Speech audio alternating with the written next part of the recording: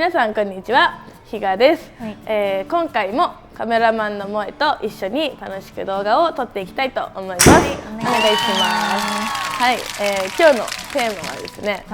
誰でも簡単にできる飛距離アップ、ヘッドスピードの上げ方についてやっていきます。はい、そうですね。私は世の一般男性よりも身長はちっちゃいんですけど、まあ一緒ぐらいかな、男性と。だいたい男性平均240ぐらい、240、50って言われてて、私もそれぐらい飛びます。ちなみに身長はいくつなの？私、155。155？多分、女性平均ぐらいなんじゃないかなと思っております。私調べてきたんだけど。調べた？何を？20代女性の平均は 157.5 なんだって。平均よりチビってこと？ウケる。やばすぎ。じゃあ平均よりちっちゃいけど、ちっちゃいのか？ちっちゃいらしいよ。まあ2センチなんて誤差だけど、まあそれでも距離は240、50ぐらいは平均的に飛ばすことはできますので、か弱い女性でもちゃんと飛ばすことができるよっていうヘッドスピードの上げ方がありますので、それを今日皆さんにお伝えしていこうかなと思います。お願いします。それでは早速レッスンの方に入っていきます。まずですね、ヘッドが走る人と走らない人の違いで、とっても大事なポイントとしては、ボールありますよね。構えてボールがあったらバックスイング入って、ボールよりも頭が右に突っ込んでしまう人、これ突っ込みスイングですね。打ちに行き過ぎ、こうすると上体が突っ込んでしまうとヘッドっていうのは走りにくい。これは何でかと言いますとですね、スイングって、長い棒を振ってるわけなので、ヘッドってここね、ヘッドスピードはここで上がってくるんですけど、いくら手を早く振ろうがヘッドスピードは上がってこないんですね。ここのヘッドをどれだけ早く球を通過させるかでヘッドスピードが変わってきますので、通過させるってなった時に、頭の位置だったり上体が突っ込んでしまうと追い越しにくくなっちゃうから、手は早く動くけどヘッド自体はどっちかというと遅れてきちゃうんですよ。突っ込むとね、上体で手だけがいっちゃうと遅れてくるということは、球はスライスになりやすくなってしまいます。なんでちゃんと上体を残してヘッドが先に振るように振っていくとヘッドスピードが上がるんですが、これを意識すると、次これ頭残ってるけど、さっきと何が違うか分かる？さっきのいいやつ、これね、で悪いやつ残ってるよね。残りすぎてる？そう残りすぎてる。で何が残りすぎてるかっていうと、下半身がバックスイング上げて右に残りすぎてるんですね。これもヘッドスピードっていうのは上がってこないような打ち方になってしまうので、ドライバーでね難しいと思うところは、バックスイング上げて、ダウンスイングインパクトにかけて上体は右に残すんですが、下半身自体はしっかり左に乗っている状態を作らなきゃヘッドっていうのは走ってこないので、要するになんか聞いたことあるかもしれないけど、ビハインド・ザ・ボール聞いたことある？頭がこう右に残ってボールを右から覗くようなインパクトっていうのをビハインド・ザ・ボールっていうんですけど、この状態を作っていきたい。でこれを作るポイントとしては、まず構える。そしたらバックスイングっていうのは上げると、頭っていうのは多少なりとも少し右に動くんですよ。体が右に回転するので、右に動いてきますよね。でもちろん体重っていうのもしっかり右に入ってきます。でここからバックスイングの時の頭を動かさない意識で、しっかり右足を上げていくんですけど、右足を上げるって言っても NG 例は右足に見ててください。バックスイング上げて上げる、こういう上げ方、前に出てるね。そう、これは絶対ダメ。これは体重移動ではなくて骨盤が後傾する動きで前傾がこう起き上がってしまう動きなので、これでは力が抜けてしまって逆に飛ばなくなってしまうので、右足を上げる方向は前ではなく横に倒します。右膝が左膝に寄ってくるイメージですね。こっち側の方向に上げていきましょう。イメージで言うと、こう足の指の親指側だけ使ってるような意識。へえ。そうそうそう、今の前の動き合ってる、今の動きをするんですが、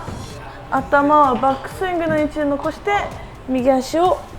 右親指だけ使って上げてくると、勝手にビハインドザボールのインパクトができますので、はい、このインパクトができれば勝手にヘッドは走りやすい状態になります。じゃあそれではちょっと NG 編といいやつでちょっと打っていきたいと思います。じゃあそれでは最初は NG のツッコミスイングからやっていきます。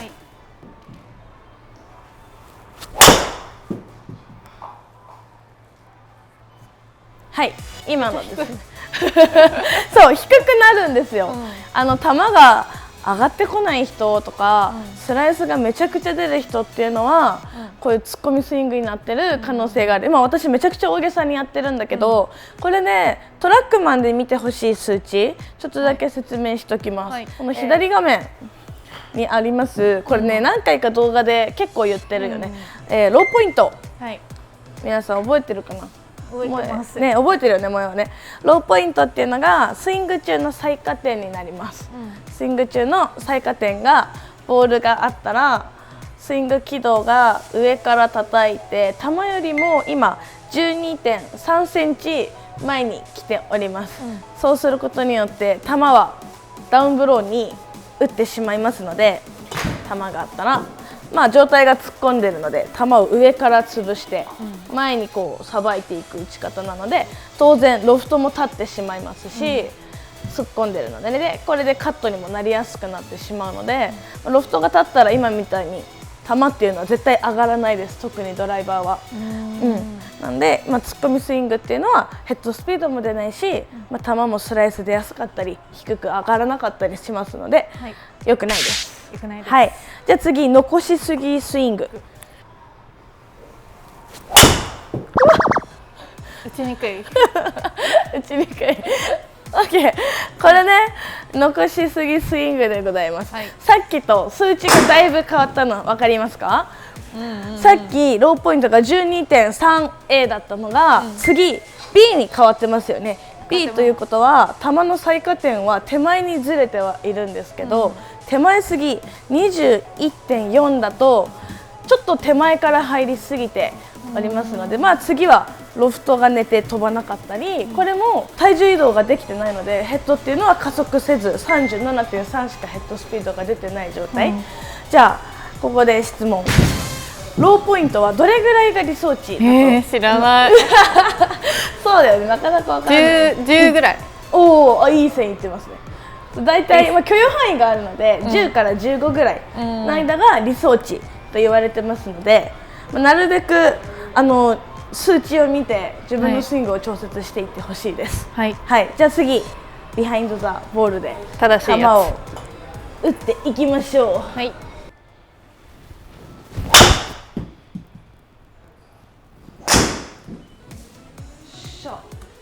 今のがビハインドザボールで意識した時の、数値なんですが、ローポイントが、理想値の10から15に入ってきてます。で、ヘッドスピードが 41.2、なのでやっぱりヘッドスピードもこの打ち方にするとしっかり上がってくるので、飛距離も今243まで伸びてるかなと思いますので、やっぱり大事なのは頭を残すだけど、ちゃんと下半身は右足が親指側に向かってこう倒れてくるように上げてくるっていうのがとっても大事なポイントになります。じゃあまずでもドライバーでいきなりビハインドザボールで頭を残して下半身は左って多分イメージしにくいと思うので、どういう状態なのかっていうのをちょっと実際にちょっと萌えをはい、使って使いましょう。やっていきます。じゃあアドレス構えてもらって、はい、いつも通りでトップまで行きましょうか。OK、ストップ。ここから手は押さえておくので、はい、ここから頭の位置崩さないで下半身左に行きながら回してみて。下半身回していいよ。もっともっともっと後ろに。これって頭残してるね。はい、そうそうそうそう。これって下半身と上半身がひねってる感じありますよね。あります。これがとっても大事。うん、インパクトだけでこう頭を残そうと意識してもなかなか作ることはできないので、大事なのはトップの位置から、はい、ここから下半身ぐっと回して上体残して、そうです、はい、回してでインパクトまで持ってくる、そしたら今勝手に自然にビハインドザボールで腰がキュッと回って、ここまで回ります。そう、ここまで入ってくるように。きついんですよ、止まってやると。はい、もう一回いきましょうか。開けて、はい、押さえて、で腰回す、ピーンと回して回して回して、そうそうそうそう。でここから入ってくる。そしたら頭が残った状態のビハインドザボールが作りやすいですよ。これだけで、インパクトだけでまだ作ろうとしないということが大事。悪い例もやろうか。はい、トップまで来て、はい、このまんまじゃあ下半身回していいよと一緒にこうやって来たら突っ込みますよね。はい、これが突っ込み例、で逆にじゃあ右足重心で回ってみて。これもヘッドが走らない、悪い例の一つですね。なんでちゃんと下半身から回って、そう上半身を押さえてもっと回っていいよ。そうそうそうそう。この捻転差っていうのがとっても大事になるので、この捻転差を感じるっていうのが大事だと思います。インパクトだけで作ろうとしない。でこれは、私がいるからこうやって、スタイルでできるんだけど、実際皆さん一人で練習することの方が多いと思うので、じゃあこれを一人でやる練習を紹介します。お願いします。じゃあ、皆さんが家でできる、一人でもできる、家でクラブ持たなくてもできる捻転差を感じてビハインドザボールを作る練習ドリルをやります。まず壁が必要。壁の右側に立ちます。はい、そしたら左手をヨーンと伸ばして、しっかり肩が入ったところで壁を左手で触ります。はい、この時前傾姿勢ちゃんと取っててください。ドライバーと同じぐらいね。触りましたら右手を左手の前に持ってきます。はい、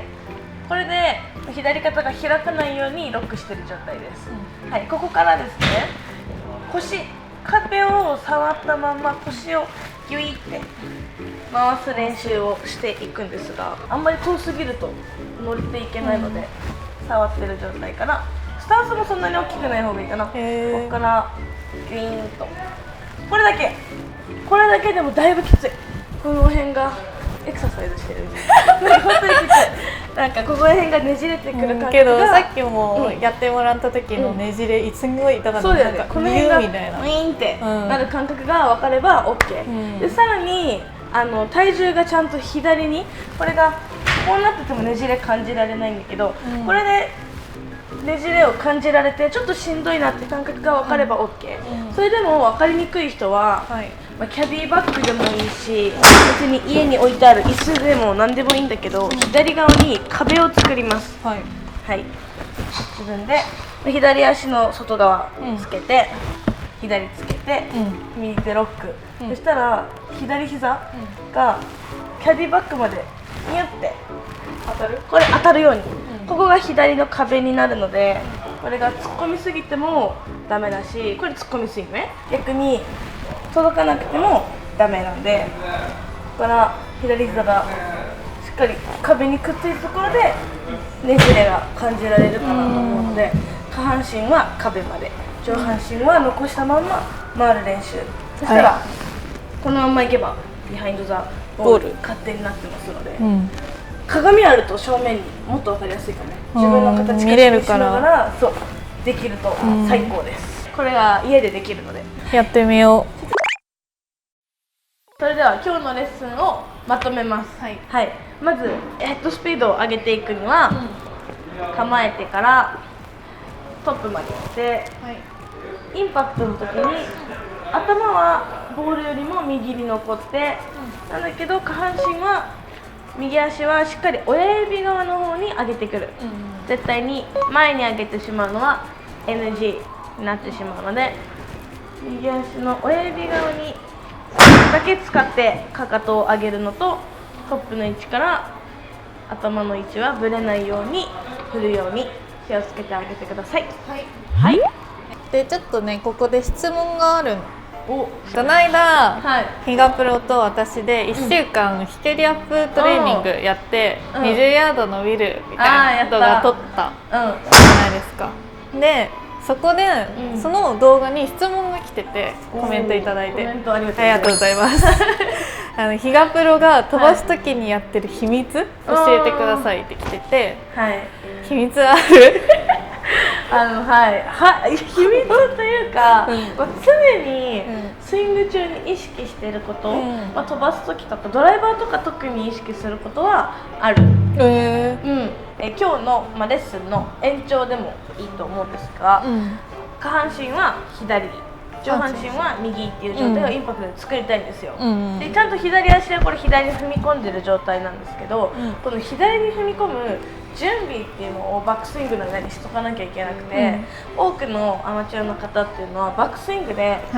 左に踏み込むまず準備ができてないバックスイングである一番多いのは右に回転はするんだけど、ヨーンって伸び上がってるの分かる？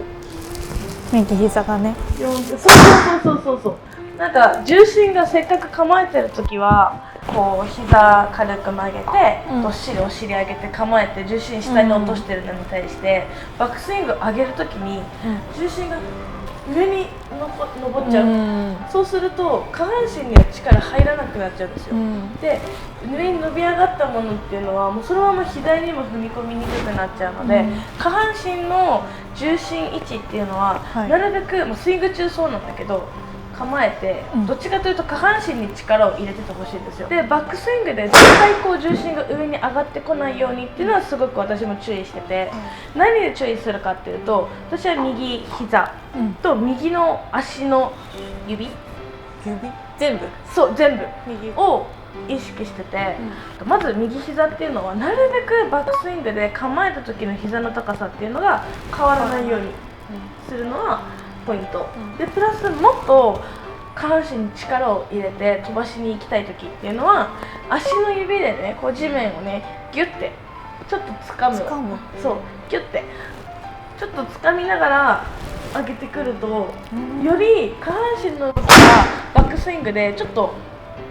止まりやすいというか、こう流れにくいっていうのかな、スウェーもしにくくなるし、止まる気はするよ。止まるでしょ。でそれで上体さえしっかりひねれてれば捻転差っていうのは強くできるので、それで拳で球を当てたら飛ぶ。それはトップまで上がったら、ちょっと掴んでる右足全部は緩めていい？いや、緩める感覚はないかも。そのままずっと掴みっぱなしだと右足に体重残っちゃうから、掴んでもちろんこう蹴る地面をね、蹴る意識はある、けどさっき言ったようにここだよね、掴んで右の親指に持ってくる。そうで結構大事だと思います。こう右の膝で止めて足掴んでると感覚的には右の股関節にね体重がギュッて入ってくる感覚、そうすることによって上半身しっかりねじれば捻転差ができるので、その捻転差で球を飛ばせられるし、左にも踏み込みやすい準備をしておくっていうのがポイント。私はこれはねドライバーでもだしアイアンでもだし全部私は意識するかも。共通して結構右の軸っていうのは大事にしてます。やってみよう。私も最近絶不調なので本当に絶不調だからね、確かに、やります。みんな頑張りましょう。頑張りましょう。ありがとうございます。E スイングにはスイング練習に特化したトラックマンが置いてあって、トラックマンのいいところは自分のスイングがしっかり自分の目で確認できるのと、あとは数値が細かく出てくれるので自分の今のスイングを分析するだったり、自分が悪いところいいところっていうのをちゃんと分かるのでとってもいいですよね。とてもいいですよね私も普段練習する時やっぱトラックマンで練習すると、やっぱすごく理解しやすいですし、直しやすいので、ぜひ皆さんにもそれを体験してほしいなと思います。この動画がためになったと思ったらチャンネル登録、グッドボタン、コメントお待ちしております。それでは次の動画でまたねー。